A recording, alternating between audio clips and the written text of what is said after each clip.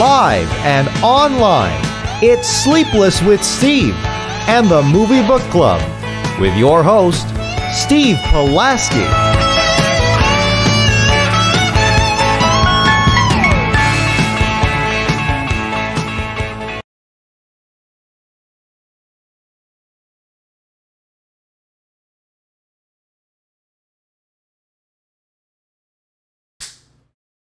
Back and better than ever. Welcome back to Sleepless with Steve. We got double the Steve here. We are live and online.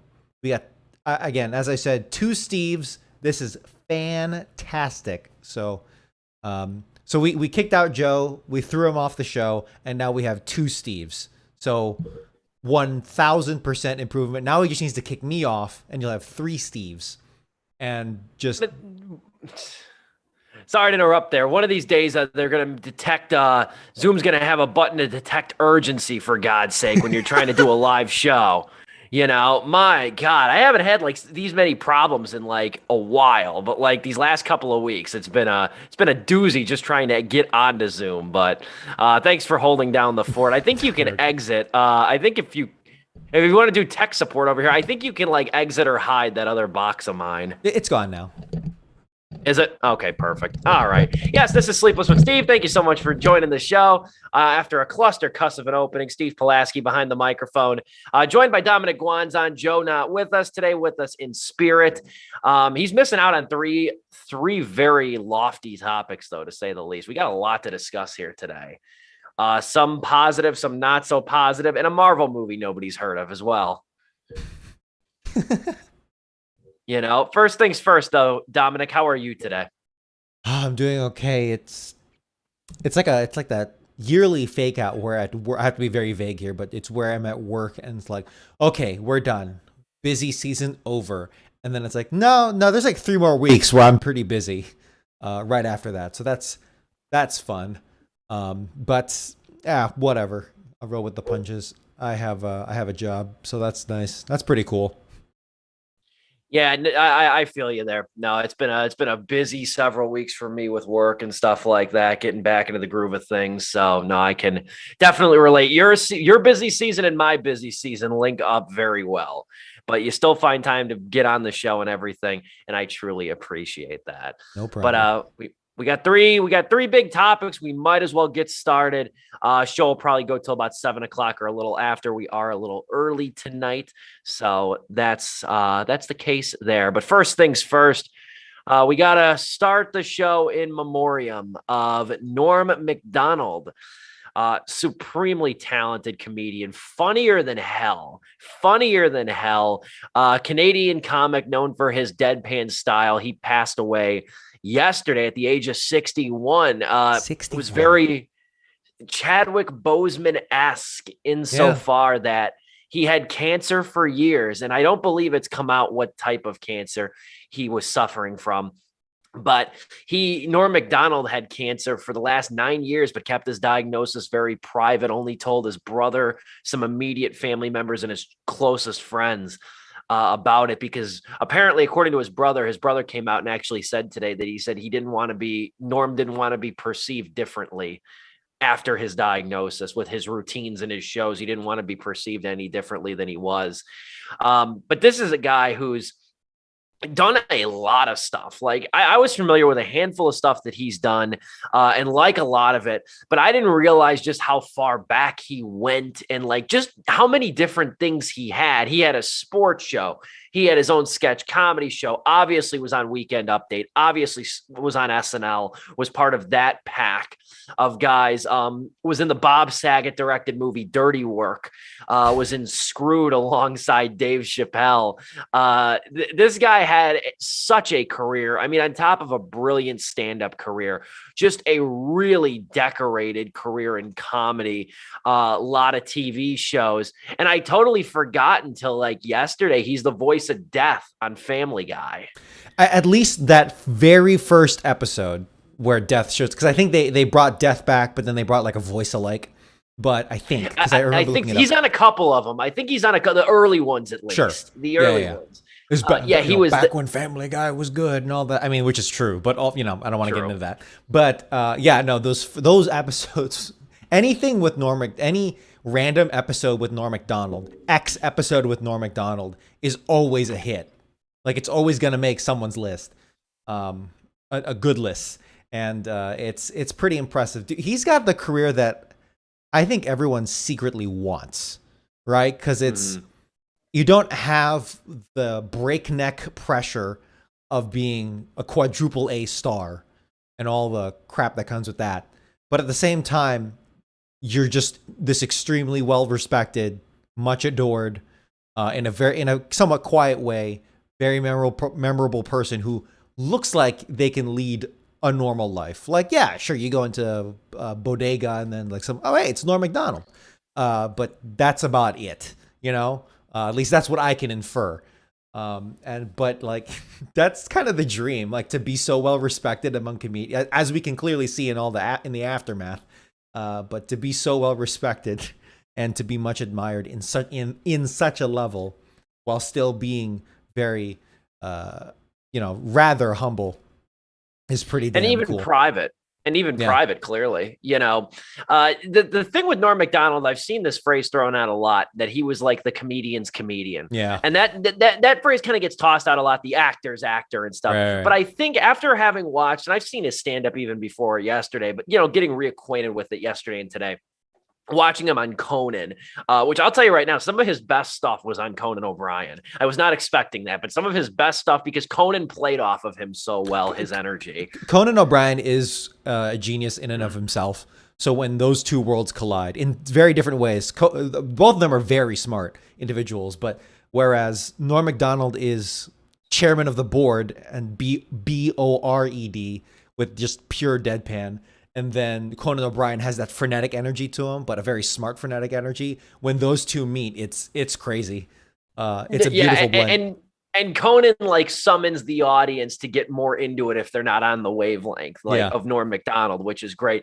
But like when I hear the term comedian's comedian, like Norm had this very laconic style of talking and delivering. He had that deadpan wit, obviously. The other thing, and I went back and watched the whole 8 minutes, and I completely forgot about this.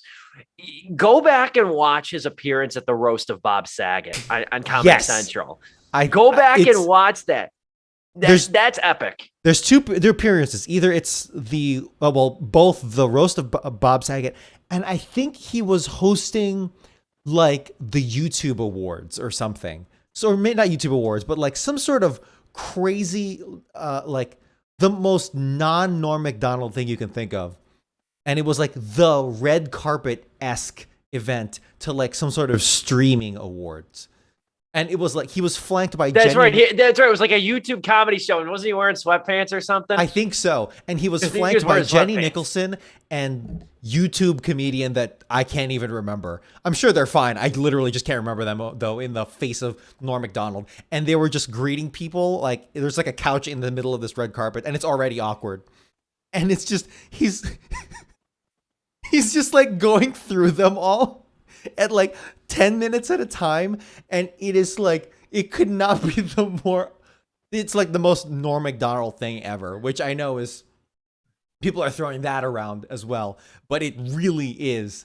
And I think the only person who was like on his level was Andy Samberg, because at one point the Lonely Island shows up and it's like okay, I think Andy Samberg was like close. He got in his range because Norm cracked. He seemed to have like a genuine smile. And that's another thing about his comedy, where it's like you're not sure if he's an asshole or not underneath, and like just his delivery and the way where it like sometimes he'll turn a joke around on the other person. He'll often be the punching bag, but if they're really asking for it, he will turn that around on the person in the most discreet way possible until like you don't realize it's happening until it's 5 minutes later and he's already thrown like 31 liners at the person, and it is fantastic. Yeah, he's got a really great way too of like, and you saw it at the roast where a lot of comedians, fretted over that awkward silence. He loved it. He would smile. Yeah. He would stand there frozen for like 15 seconds, just smiling after a joke. Because He loved the way audiences were like, is that the joke? Is that supposed to be funny? Is that the punchline? He loved that. The guy relished in it. And that is brave. You know how brave and ballsy you have to be as a comedian? Because comedians are so used to, most of them, that rapid fire, laugh a minute, constant affirmation. Norm Macdonald didn't care. This guy would tell you a long, like the moth and the podiatrist joke, long 4-minute joke or whatever. Yeah. And it's like, really, we just got, it was basically the setup to a dad joke, really. Yeah, and you can even see it as far back as his SNL days when he was anchoring that. And it's like he'd tell a joke, usually about O.J. Simpson, but many others as well. Yeah. And there'd be just like, everyone would go, oh, and then like 5 hard seconds of silence, and you didn't know what was going to happen. And he just ate up every millisecond of it. The executives were freaking out, which ultimately led to his firing. But he just relished he was like, it was a cringe before cringe was a genuine thing. I'm sure all the comedians now, Andy Samberg, Eric Andre, I haven't seen what they're tweeting or anything, but like you can trace a lot of this back, or at least some clear connection to Norm Macdonald and his whole body of work. And it's evident by how many people are reaching out. Yeah. I'll leave with 2 quotes, or I'll end with 2 quotes that I liked. The one I liked, I saw, it was just a clip of Norm Macdonald, and he goes, I saw something funny the other day. Not funny, haha, like a Woody Allen movie, but funny as in strange, like a Woody Allen marriage. Yeah, and that was great. And then the other one was about this quote's been tossed around so much since he died. It's about the battle with cancer. Yeah. About the linguistics of like, now we say like he lost the battle of cancer, and Norm Macdonald's like, well, that's kind of mean, going out a loser. That's kind of a mean thing to insinuate. He goes, if I understand it right, when you die, the cancer dies too. That's not a loss. That's a draw. That's a draw. That's so freaking true, dude. And honestly, that's like one last parting gift to the world, because not like every cancer patient can use that, and rightfully so, because it's such a good line. Oh my gosh! Rest in peace, Norm Macdonald. Honestly, it's kind of like a Michael Jackson thing, where it's like after the fact, they're just a legend. You don't even realize you have a legend in your hands until the day comes. And it's just beautiful now that everyone's coming out of the woodwork. And honestly, this guy's so chill. So chill. Yeah, dude, rest in peace. Yeah, I think the posthumous praise, quotes, and archival footage of him is going to be huge. Mm-hmm. I mean, hell, tonight after I'm done watching Sleepless, I think I'm going to watch Dirty Work again. It's only like 70 minutes or something. I think I'm going to watch that again. Yep, 100%. Artie Lang's in it, who I like a lot. Norm Macdonald actually helped Artie Lang get sober the first time. Wow. Anyway, leave you with that fun fact. But moreover, before we dive into the forgotten Marvel movie that nobody cares about, but we're still going to review because it was my genius idea. Before we get into that, I unknowingly made Dom over here watch a horror movie. This is going to be a fun conversation. It's fine. But anyway, we got to talk Paramount Pictures. This might go for a couple minutes. Because I have a couple anecdotes here that I think are going to kind of break this down, because I think this was kind of a surprise to some people. I think people paying attention that are really tapped into the film industry kind of saw this coming in a way, but like, I think a lot of people are a little mystified by this. But essentially, if you haven't heard, Viacom CBS unveiled a new management team for Paramount Pictures, one of the oldest, most iconic movie studios in existence. And now this new management, galvanized by their new CEO, Brian Robbins, who was previously the president of Nickelodeon. Brian Robbins and this new internal team is predicating the company's forward-thinking direction with a greater push for streaming, i.e. Paramount Plus. Now, this is likely going to reduce, according to sources, the number of theatrical releases by about half a year from Paramount Pictures. Normally, Paramount Pictures looks at about a dozen theatrical releases a year, having that probably about 5 or 6 now, somewhere around that ballpark, with a greater emphasis on, the best buzzword ever now, content, with a greater emphasis on content for streaming services, such as direct-to-streaming shows, direct-to-streaming movies, specials, and stuff like that. Paramount was very late to get in the game with this. As we talked about back when Paramount Plus was launching, was getting advertised on the Super Bowl commercials and all that stuff. We talked about how they were always kind of the supplier of content to Netflix. Why you could watch things like Friday the 13th and Jackass and South Park on other platforms before they came out with Paramount Plus. And now they're playing catch up. But honestly, I was surprised. I don't know if you went this far, Dom, to look into this, but I was surprised. Paramount Plus sits at 42 million subscribers at the moment. That's more than I thought. That is far, far more than I thought, because I don't know a single person outside of myself who has Paramount Plus. It's all SpongeBob and Paw Patrol. No, I'm willing to bet. I'm no willing source. To bet it's a lot of parents. That's just intuition. That's a good point. It's like how Disney Plus is like half for nerds, but also half as a babysitting tool for everyone's kids. You know what I'm talking about? Sure. Again, pure intuition. I don't know, but that's my gut feeling. But they're a bit ahead of schedule. They wanted to release reach 65 to 75 million subscribers by 2024. But the big thing is, and I want to get your thoughts on it too, Dom. But you know what the big thing is, though, is that if you look at 10 years ago, because the crux of this story is not just the new management, but it's the new direction with Paramount Plus. Yeah. Just 10 years ago, Paramount was atop the theatrical world.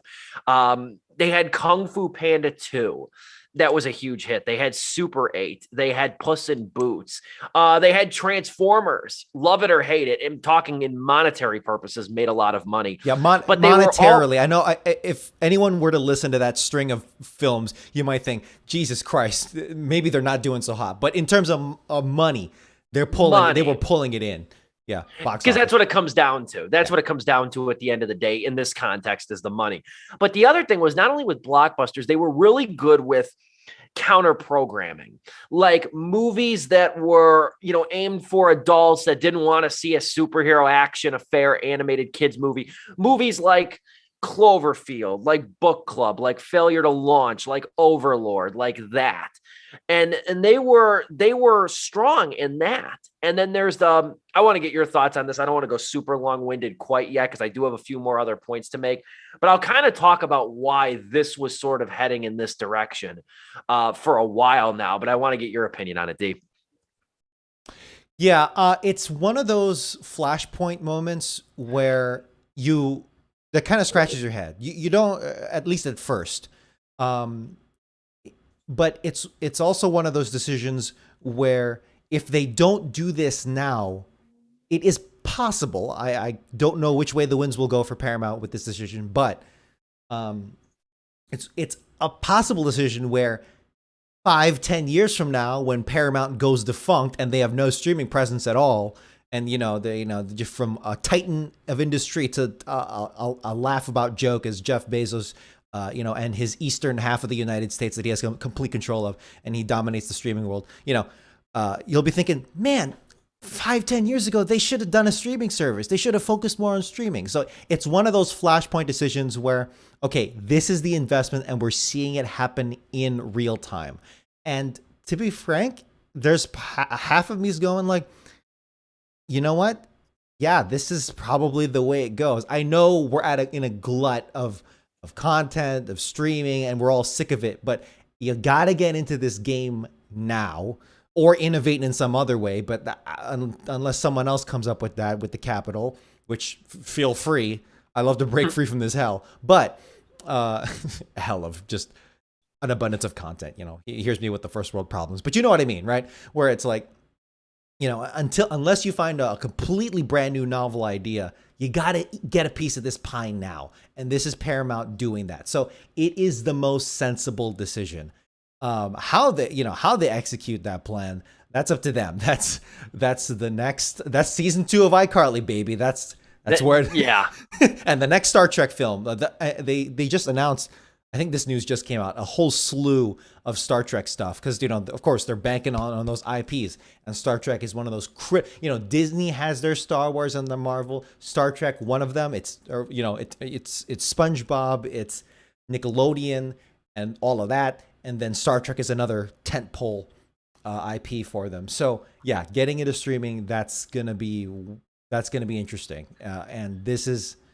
yeah, it's kind of like mixed reactions where it's like, oh, okay, cool. It's one of those blase. It's almost like such a sensible decision that it almost seems blasé. You know what I'm talking about? A little bit. There's some behind the scenes drama of like studio exec. It's like, well, things were going so well, and then they ousted. I don't give a crap about any of that. If anything, yeah, that's capitalism, baby. He served his purpose. He righted the ship. Things were going great. Now we gotta evolve and move on. So again, it's just kind of a decision that will only be talked about in mass, truly, when something goes wrong or when suddenly they're at the top of the game. We don't know. So yeah. Now you're absolutely right there. I mean, but like there are other dominoes that had to fall for it to really get this bad for Paramount, because it is bad. It's not good. It's not good that one of the most iconic movie studios now is pivoting to almost really pivot away from theatrical releases in favor of streaming. And I go back to thinking too that, like, I don't think streaming is a replacement for movie theaters. I think streaming is a replacement for cable television. I think that's becoming more abundantly clear with each passing year, especially accelerated by the pandemic too. But when it came to Paramount, though, what really screwed Paramount was this move that I actually read about over the week. When DreamWorks left for Fox and then Disney bought Marvel, Paramount sold the theatrical rights of a lot of their movies to their competitors on that. Paramount once held the theatrical rights to Thor, Captain America, and Iron Man and sold them. And they sold them. And then that's what happened. So then couple that too. It's like they had the ace cards in their wallet or in their pocket over here, but then they were forced to sell them off. And then they watched everybody get rich on what they could have gotten rich on. And in conjunction, change the landscape.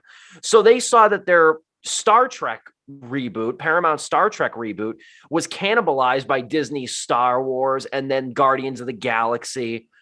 And that Transformers and Teenage Mutant Ninja Turtles fizzled at the box office. Really, the only hugely bankable blockbuster franchise that they still have in their midst is Mission Impossible. Yeah. That's the only, constant blockbuster property. And then finally, too, the other thing and this just sucks in general, is that audiences don't show up for movies like they used to anymore. They don't go to theaters to see something that really doesn't need the big screen experience, but could still be a good movie, a nice time at the movies. And Paramount, over the last several years, they had Annihilation, they had Whiskey Tango Foxtrot, they had Suburbicon, they had Downsizing, they had Overlord, they had Baywatch, they had Office Christmas Party. Remember that one? They had all of these movies that were like counter-programming, medium-budget comedies, horror movies, science fiction, dramas, whatever, that just didn't do well at the box office because people aren't going to see those types of movies in the theater with the frequency like they used to. Now, they did have A Quiet Place Part 2.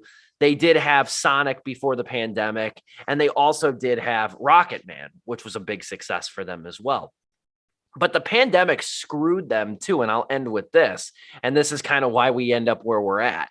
2020 was supposed to be a pretty bounce back year for Paramount. You had Sonic, which got a pretty good run, I think over 300 million worldwide. But then they had the SpongeBob movie, which was supposed to go to theaters, that wound up going on Paramount Plus. They had Top Gun 2, which I don't know if that's ever going to come out. That's going to be the next No Time to Die. And then they had A Quiet Place Part 2, which did well in theaters, but again, under pandemic conditions versus what it could have been last year in a normal world.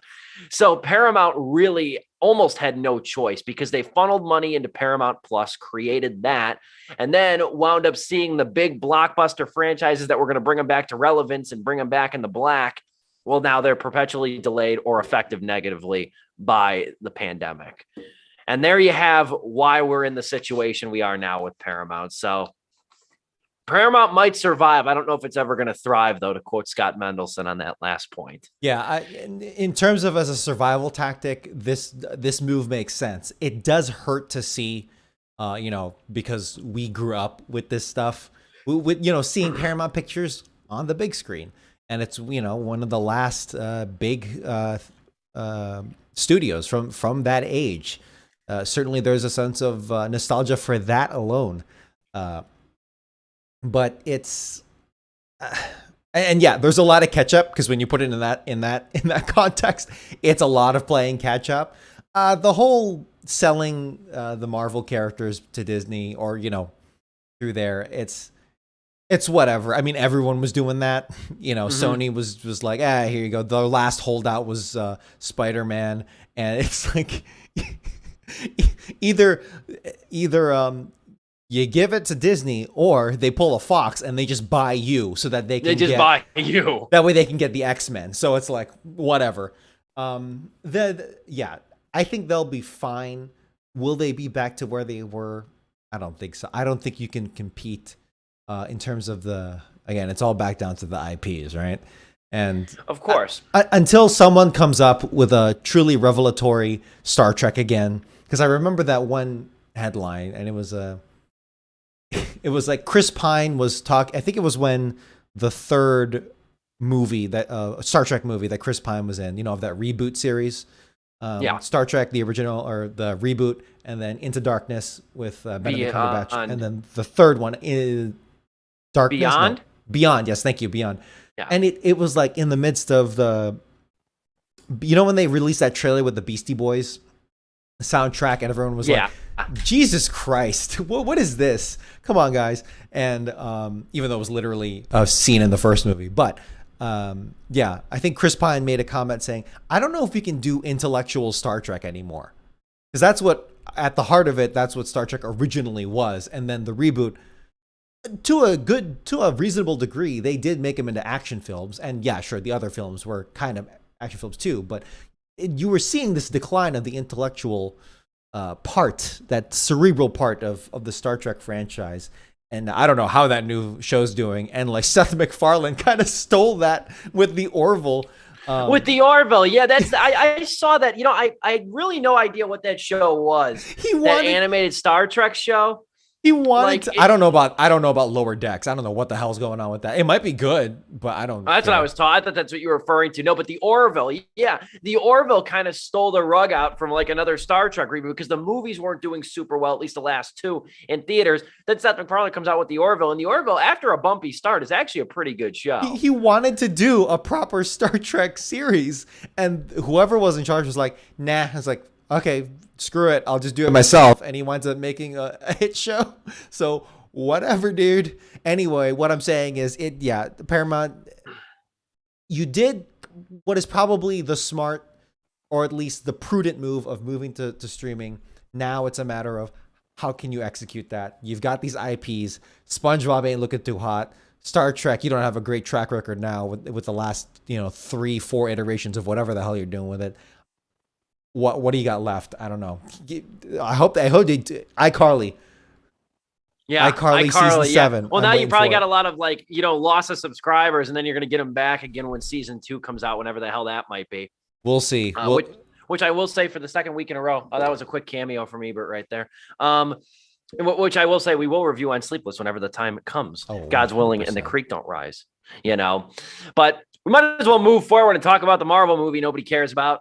I just want to say, do not blame Joe. I'm gonna kind of quote. The coach's name is slipping my mind. He was a coach of the New York Giants, Jim Fossil, maybe, when he said, "Get off the coach's backs, get off the players' backs. I'm responsible for the whole thing." After they lost the game, this is like me right now. Get off of Joe's back, get off of Dom's back. I'm responsible for this thing right now.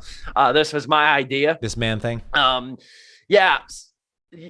So I don't know what I was doing. I think I was kind of like writing, doing a backlog of some Marvel reviews or something. And I went back and read an article about like older Marvel movies. And then that's how I found this thing. I had no idea exactly what it was supposed to be or what it was going to be, but it's called Man Thing. And Dom, you hadn't even heard of it either. Nope. Like everyone else, was not aware of its sci-fi release on the Sci-Fi Channel, the original Sci-Fi. Not back before it was SYFY. Exactly. Now, now it's that. But yeah, I mean, just looking at I think it's the streaming or probably the DVD cover of it. It's like Jesus Christ. It's the titular man thing and then like a dead decomposing body. It's like there is no star power here. There is no like this is the most 2005 movie that you can possibly think of. And in that way, it's not a total disaster. But it's not good. No, that's exactly right. It's not god awful. It is not god awful. In some parts, I will actually say it's kind of entertaining in moments. But essentially what this thing is, if you've never heard of it, this was the Marvel movie. It came after the illustrious movie Elektra and Daredevil. It came after that. Basically what this was, it's based on the Marvel character that was actually co-created by Stan Lee, Man-Thing, who appeared in a handful of different issues, his own issues and stuff. But what it was, though, essentially, was Marvel was making this movie to kind of dabble into horror. They contracted an Australian company. This is an Australian production. Oh, it's definitely Australian. You can definitely hear it at times. Yeah, you can absolutely hear the Australian influence when Australians playing dress up as Cajuns. That's what this movie is. But moreover, they contracted it with this Australian film company in conjunction with Artisan Entertainment, and this thing sucks so badly, it finally put Artisan Entertainment out of its misery, just like 6 years after they made a crap load of money with the Blair Witch Project. So this just goes to show you how bad this thing tanked. And they gave this production $30 million. And essentially, Marvel headquarters didn't monitor sort of the quality control on this. I always joke in reviews of old movies, I say old superhero movies, I always say, this is back before the Marvel thought quality control actually mattered. So with this thing, then they made it, and it was so bad. The original cut of it apparently was so bad, it tested so poorly that Marvel, the titan of the cinematic universe, elected to forego a theater release and instead ignominiously released this thing as a Sci-Fi Network debut. And that's where when it came to DVD, Marvel did no promotion. They lost their ass on this thing. This thing probably lost $40 million or so, $40 to $50 million. And it is complete obscurity. It never went to theaters outside of outside of the US it did, but not in the US itself. And now it's a curious piece of history, free for streaming on Tubi. You can watch it on Tubi if you so desire. You could do worse. I'll just say that right off the bat. You could do worse. But man, this thing, first off, it's hard to even call this a superhero movie. It's very hard. It's a horror movie. It's swampy Cajun Creole inspired horror movie. Monster movie / kind of has the vibes of a murder mystery, even though it's extremely clear who's doing the murdering. But it's got tropes up the wazoo and not in the fun way. It is very 2005, as I mentioned. Both it is entertaining going back to the early 2000s, mid 2000s, and seeing that aesthetic that they had with the kind of cameras they were shooting with, and the film and the filters. It is really interesting to like just see that alone. And it's honestly feels like a Universal Pictures movie, like a monster Universal Pictures monster movie from the same era. So yeah, as Steve said, you could do a lot worse. It's not good, but it's got an interest. Let's talk positives first before we cut to intermission in like 7 minutes. Sure. It has an interesting aesthetic. They do nail the swamp vibe very much so. I have here a poster. It looks like an old poster too. Marvel Studio presents from the producers of Spider-Man, Daredevil, X-Men, and Blade. Which is interesting how this came out after all of that and it still wound up the way it was. But yeah, like this isn't a first effort movie. That like if this was Marvel's very first movie, it would be slightly more forgivable. But no, man, they had clout after they made this. They made 3 Blade movies before this thing. On top of Daredevil and Elektra and Spider-Man, then they come out with this thing. And it's honestly okay. I said we were going to say positives first. We're going to say positives. I'll chime in with a positive. Yes. I'll say Brett Leonard's a very good director, very underrated director. Brett Leonard was one of the guys who really was a driving force behind early uses of computer animation and CGI. The Lawnmower Man is a popular example of using groundbreaking effects that was used very well by him. Brett Leonard is a pretty damn good director. And I think now he's mainly like a tactician, kind of like a behind the scenes effects guy now. I don't think he's directed much recently. But Brett Leonard, though, he brings an aura of competence that this movie's coffin ceiling nail could have been the ugliness of it. But I really like a lot of the swamp photography with this movie. I like sort of the sort of landscapes they used in this thing. I think it's on more occasions than not, save for some shoddy looking CGI, which I think was more due to budgetary constraints. Because like the man thing looks kind of messy. It doesn't, they wanted it to be practical, but they wound up having to use more CGI to it. I think the movie looks pretty good. And it's one of the things that kept me in tune to it. It's not sloppily directed. I'll say that. It's quite well directed. Everyone's trying here. Everyone's trying hard. And it looks all right. The aesthetic looks actually pretty decent. But I don't know if I think that's all we can say about it. That's good. I guess the last good thing is that none of it's particularly horrible. It's just middling.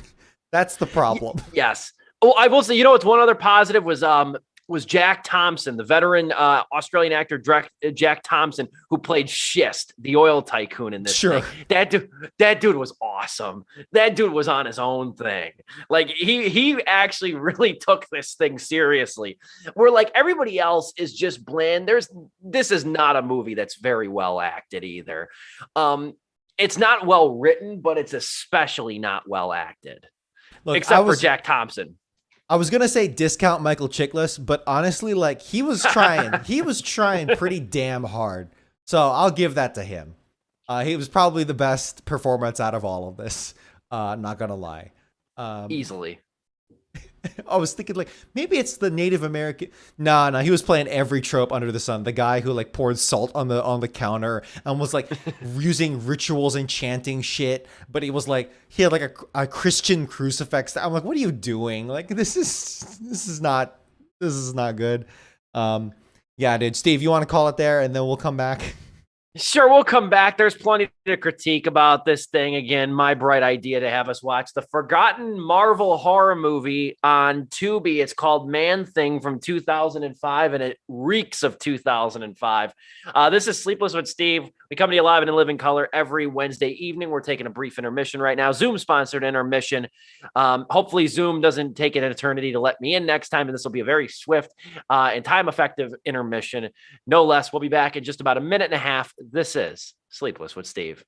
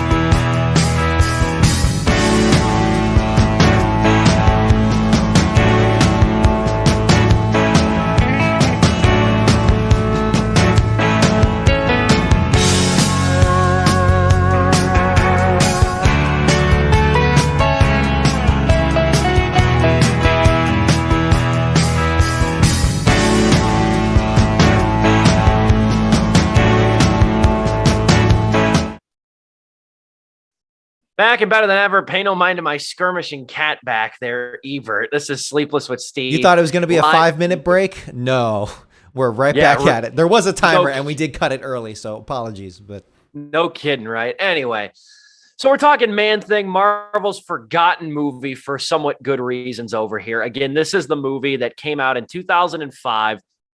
Via Artisan Entertainment. It was the last movie they released before they went belly up. Distributed by Sci-Fi Pictures. Yes, as in Sci-Fi Network before it was SYFY. So we're throwing it way back, like baggy clothes and crooked caps over here. But this thing, though, is really, like, I was really swayed by the reviews in a bad way. Like, in terms of like expecting this to be awful. Like, and I don't like to be, as a film critic, I like to call myself that. It's fun. I don't like to go into a movie ready to hate it. And I wasn't expecting this thing to be a masterpiece. And I was honestly kind of happy that it was at least mediocre, because there were enjoyable bits to this, but this thing is just so damn bland. That's the best word I can describe it. It's so bland. The actors here, they're trying. But number one, they're Australian, and they're trying to play Cajuns, and it doesn't really work well. You could have. I thought you were just gonna stop after Australian. Like, number one, they're Australian. 2. No, man, I love the Wolf Creek movies and stuff. I like I like a lot of Australian movies. No disrespect to Aussies, but it's when you get the Aussies trying to play Cajuns. It's not like you're getting Aussies to play like general, regular, everyday WASP Americans over here. You know. They're playing thick-tongued characters and you know, to a group of people that are very hard to emulate with any kind of authenticity. And it bites this movie in the ass from the beginning, because the accents weave in and out. And on top of the fact that, like, nobody has personality here. Like, Matt Neves is the lead sheriff here. Like, my God, is this guy as bland as an action figure knockoff sheriff over here? I was like, oh, is Sean William Scott in this movie? No, he's not nearly as charismatic. And it's like, it's essential every day. Sean William Scott over here. Yeah, pretty much. Kirkland signature. Sean William Scott. Kirkland signature. Sean William Scott. What an adjective. No one put those two together. No one has ever put those two together before. You heard it here first. Yeah, dude. It's not particularly horrible, but it is just that boring. Real quick, the Australian accent thing. Usually when people say that, it's like, I didn't really catch that. It must have been like for a word or two. There are whole sentences where people are going off and it goes into a hard Aussie accent. Like, indistinguishable, or sorry, very, very distinct, like unmistakable. Australian accent. Like, damn, you could have done another take here. Like, Jesus, whatever. And like Rachel Taylor as Terry, and it's like, yeah, this is pretty. Jack Thompson as Frederick Sist, I would say, is the standout here, but everyone else is playing either a hard stereotype or just nothing at all. And it's pretty sad to see. Looking back into the vaults of the mid 2000s, I was like, what do we got here? You know, Fast and Furious has come out of this decade, came out of that decade swinging hard and making millions. And it's like, what else we got? Okay, so not Man-Thing. And it's like a meandering plot. How long does this movie last for? 97 minutes. 97 minutes. That's it felt like a long 97 minutes, dude. I don't know about you. A little bit, yeah. I was starting to really drag that last half hour, even though there were some cool instances in there. And there's one quote. Don't let me forget to bring up the quote from the Marvel CEO at the time about the production of this movie when he actually spoke about the failure of this. But let's talk about Man-Thing itself, I guess you're saying. I mean, I guess it's a him. I mean, I guess, Ted Salas was the original character's name. Yeah. He's played by Conan Stevens, who I guess is an Australian actor and professional wrestler. Yeah. I mean, fun fact, the dude is 7 feet tall. This dude is 7 feet tall. I just saw that before we did the show. But yeah, Man-Thing, I guess, was like this comic book creature thing that was a 39 issue run by Steve Gerber, the late comic book artist. And he's basically this slow, huge, like humanoid swamp monster that lives in the Everglades near kind of, what is it, a Seminole reservation, I think. I think so. I think it's a Native American, and if it's down in the bayou, it might be Seminole. I know Seminole's Florida, at least. I don't know. I just checked. Yes, it is Seminole. Okay. I just checked it as Seminole. But yeah, let's talk about Man-Thing. First off, you really don't get a good look at him until like the movie's almost over. You don't really get like a great look at him. It's the Jaws technique. It is. And it's not, it didn't play off so well. And no, and there's not a lot, like, he doesn't go like, he lives in the swamp, so you have to go to the swamp to see him. So he doesn't really go anywhere. He's kind of just stuck in this swamp thing. And he's got these like glowing red eyes. I guess the thing with this movie was they wanted to make this thing largely practical effects. They didn't want to CGI the hell out of him, but that's what wound up happening with him. And he doesn't look horrible, but he doesn't have much of a personality, really. A lot of the movie is spent with these like oil tycoons from this company Schist. A lot of this movie is spent with them, and it's a very bargain basement plot. Like, I've complained about Marvel plots in the present day kind of being, you know, if not completely complex, then very generic and linear. Holy crap, does this movie not have a personality when it comes to its own plot? Not at all. It's pretty bland in that way. I'm thinking back to Jaws and trying to compare it, because it really was trying to take the Jaws approach. And I think obviously the central conflict is the freaking shark in Jaws. But here in Man-Thing, what's the central conflict? Yeah, sure, Man-Thing killing people, but also you have the oil tycoon and you have these characters. You have like a lot of characters, each trying to do their own thing. I need to go back and watch Jaws if some of these are also ringing similar as well. But at least here it's not nearly as interesting. Like, there's a whole character, the Native American stereotype, who's like ultra mystic and kind of out of his mind and pours salt and draws like ancient symbols on the counters. Like, yeah, how many times have we seen that? And he's like completely useless. He's just another piece, another body count.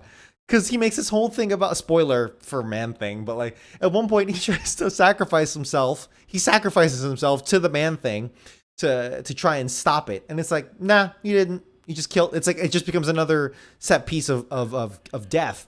And it's like, okay, cool. And it's like by then we had already seen more interesting ways of killing people. By the way, this film opens with full on topless nudity. As two teenagers try and get it on. Two 30-year-old teenagers. Blessed soul. That was nice to see some nudity within the first few minutes of this thing, at least. I'm like, this thing might actually be so bad. Like, once I saw that, I was like, you know, am I going to be the one of the critics to write like a 3.5-star review of Man-Thing? Like, I would not hate myself for that. But then, that hope died real quick. I kind of like to do that, these like critically panned movies. I kind of like to go into it sometimes thinking I'm going to like it or try to appreciate it more and like be that lone person that thinks everybody else is crazy and this is actually a gem. Nah, it didn't happen with Man-Thing again. I think I'm like 4-85 with that streak. Like that first 5 minutes, it is like full on person dies, the dude dies, smash cut to blood splatter on the woman's bare chest as she's screaming at the top of her lungs, and then cut to Man-Thing, and it's like, Jesus Christ. Okay. Yeah, it's a monster movie. It's not a superhero movie. It's totally what it is. What was the I guess they were trying to go for variety, because by the time they got to what was it? X-Men? I don't know what the chronology here was leading up to 2005, but by the time they got to that, they were thinking, okay, people are getting tired of these superhero movies. We should do a horror. We should do a hard horror and see what's going on here. Set in the bayous of Australia. I wasn't as wrong-headed, though, because you got to remember, Marvel's cinematic debut, was the 1998 movie Blade, and that was a hard R-rated vampire movie. True. With horror elements. But well handled. But at least they had a humanoid. So I guess Man-Thing is humanoid. I don't know. But what I'm saying is, at least they had Wesley Snipes as a superhero being able to have conversations and be cool and like strong looking. Sure. You know, as opposed to Man-Thing, which is just in the background, menacing, and like I that don't even very know if he spoke. I don't even know if he spoke in the comics. I don't even know. no idea. I don't care. And it's like the most interesting part was like the very 2005 method of it's like, oh, it's like this very schizophrenic kind of look of the creature from the creature's point of view, and it's like where they just take like a shot of going through the swamp first person, and then they speed it up 300%. So it's like, and then it's like, yeah, this is how the man thing like seeks out its prey and stuff like that. It's like, that's okay, cool. That's cinematography, I guess. And that's gonna be a new podcast idea. That's cinematography, I guess. and like, there's a lot of body horror, no doubt about it. Some pretty effective body horror. All the practical stuff went there, which was cool. Yeah, that's pretty all right. I can agree. The hard smoking police person that looks at coroner, not police, but you know what I mean. The coroner that smokes a lot, and he's like, even the coroner's like off put by this whatever this is, alligators. And it's funny. It's like 2005. Even by those standards, all these are cliches. Yeah. But aside from the first 5 minutes of nudity and two main characters, two protagonists who have absolutely no chemistry whatsoever, really. Where when they finally kiss, it means nothing. Really, what you're looking for here is just the murder spree. And even then, I don't think it's very satisfying at all. I don't know about you, but I didn't think it was satisfying. No, I can agree. It's not worth watching. That's at the end of the day. Yes. It's not worth watching. It's not bereft of moments. And when I write my written review of it, which you'll be able to read at stevepulaski.com, it's not bereft of moments. It's not bereft of a couple like really good shots. I think Brett Leonard does a good job. The one thing I will commend this movie, and it's not a great sign when you're commending a movie for something it didn't do, a flaw that it didn't commit. I try to avoid that because it sounds backhanded inevitably. But the thing that I worried about with this movie is that it was going to be dark and it was going to be discombobulated. I worry about that with movies set in swamps or set in like darkness, is that like the videography is going to be too dark and it's going to be like discombobulated editing. I really will say that this is competently crafted, at least visually, and framing is honestly a pretty well-made movie. And I think it goes back to Leonard's background with visual effects and being entrusted at the time in the 80s and 90s to do a lot of experimental things with experimental technology. And I will say too, again, I enjoyed Jack Thompson in this, but there's not a lot working for it here narratively. There's not a lot compelling narratively. The titular creature is not very interesting. And and because the human characters are so thinly drawn, there's nobody to really grab onto in terms of like really like walk you through this whole thing and make you feel connected and root for. Everybody's just so blandly written. Yeah, it commits the ultimate sin of not being good and not being bad enough to be interesting. Henceforth, it's just lost to the ether, and rightfully so. Like this, very true. It really wasn't. No, like I'm glad we took the time to really make sure this was that bland. But yeah, this isn't worth anyone's time. I'm honestly, I'm just gonna. Can I give my star rating right there? It's like. You know what? Can I just add this though? And because I found this quote back when we originally, because we planned to review this like back in like July and August. And I've read like the entire Wikipedia article up and down. And I wanted to make sure I included this quote, is that from Avi Arad, the original CEO of Marvel Studios, at least when this came out. He admitted that it was the biggest mistake was not keeping tabs on the production, as I mentioned earlier. I'm going to read his quote out loud.